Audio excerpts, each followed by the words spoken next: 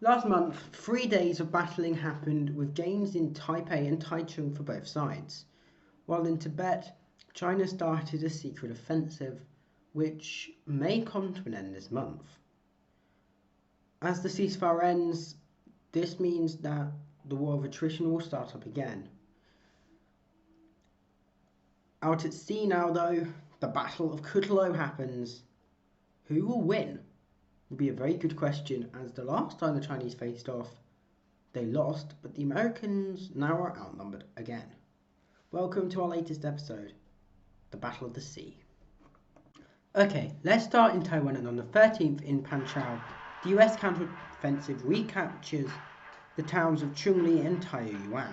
This frustrates the Chinese, and they try to gain ground back over the next week. This sees brutal fighting, but this leads to more territory to be lost by the Chinese, and on the 22nd, Fushan, Chuayi, and Kungfa had all been captured by the Americans. As January paved to February, the final 8 days saw Cho Lu Hung fall, and by the 12th, all dead territory up to Mount Nanchufan had fallen. In the south, China continued to advance, with Puli falling on the 16th, Nanfao went on the 17th, New Kananyamin on the 28th. China managed to break through to Shifen by the 10th, and on the 12th they'd gotten to the Fangyuan River, taking Fangyuan in the process.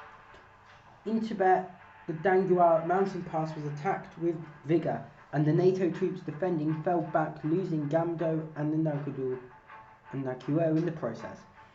Sog and Bakweng fell after similar battles, and a tank attack saw Palba fall. As Biawang was forced,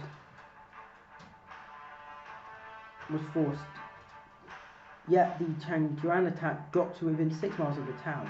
Gurzi defences on the spotted movement and sent patrols who came upon the troops, but retreated to avoid battle.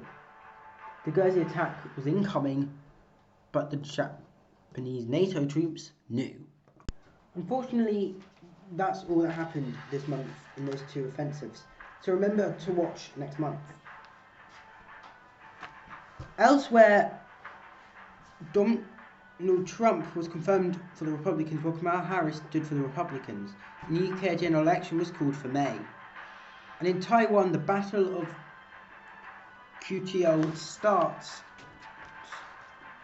with NATO forces having 2 aircraft carriers and 1 destroyer, along with 9 battleships. HMS Lovelock, the British carrier, was the flagship. China had 1 aircraft carrier, 4 destroyers, including Quanzhong, and 13 battleships. The Yongju was the flagship as the aircraft carrier. The Chinese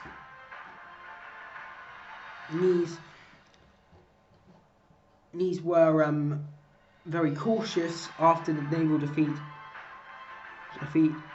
at the beginning of the war. Struck out with the battleship Tibet, meeting the Devon, Northumberland and Kent battleships.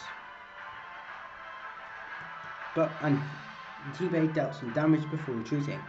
Le Somme, a French battleship, went too far as the British attacked and the NATO attacked, and the Lucy dealt a lot of damage, only the Le Somme getting extracted due to the Giorgio, an Italian ship, managing to the dual, and the Devon, Northumberland and Kent attacking. These sunk the Lucy and forced the scuttling of the Song Yuan. At 1 p.m. on the 22nd, the Lovelock released an air raid which sunk 4 Chinese ships, including the destroyer Yongju, the destroyer Yimin, and the Min. Japanese plunged into the Chinese, including the destroyer Yongju. The destroyer Yongmin, which was Japanese, plunged into the Chinese, sinking 6 ships before being sunk alongside the Lo Xin, a French ship. The Chinese retreated, a rear gun sinking the George, the Devon, Giorgio and the Dijon, which was a German ship, and so ending the battle. Good night.